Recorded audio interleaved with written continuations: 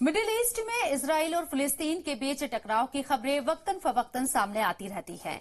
इन दिनों भी Israel Gaza में एक के बाद एक हवाई हमले कर रहा है, जिसकी वजह से गाजा में सबसे ज्यादा तबाही मचाई हुई है। इजराइल रॉकेट की चपेट में आने के बाद गाजा के कई घर तबाह हो चुके हैं। करीब 14 महीने बाद इस इलाके में काफी तनाव बढ़ गया है। दोनों देशों की तरफ से बमबारी की जा रही है। जराये के मुताबिक इजराइल और फिलिस्तीन मिस्र की सालिसी के लिए राजी हो गए हैं। इससे दोनों मुल्कों के बीच अमन की उम्मीद जरूर जगी है। गुज़िश्ता रोज भी इजराइल ने फिलिस्तीनी ठिकानों को निशाना बनाए रखना जारी रखा। गाजा अफसरान के मुताबिक अब तक 41 फिलिस्तीनी मारे जा चुके हैं, जिनमें नागरिक और बच्चे भी शामिल हैं।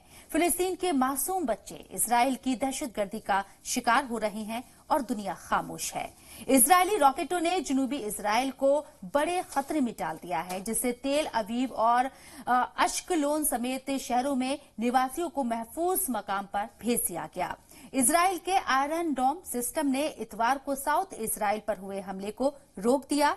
वहीं इजराइल ने कहा है कि उसने भीड़भाड़ वाले गाजा पनाहगुज़ीन कैंप में अपार्टमेंट की इमारत पर हवाई हमला करके एक बड़े दुश्मन को मार गिराया है। गाजा पर बरसर इक़्तिदार हमास ग्रुप, जिसने मई 2021 में इजराइल के साथ 11 दिन तक जंग लड़ी थी, लेकिन फिलहाल वो बैकफुट पर आ गया है। इस बीच इजराइल पर भी बच्चों को निशाना बनाए जाने के इल्जाम लग रहे हैं। हैरत की बात यह है कि मासूम बच्चों के कत्ल और इजराइल की दहशतगर्दी पर दुनिया खामोश है।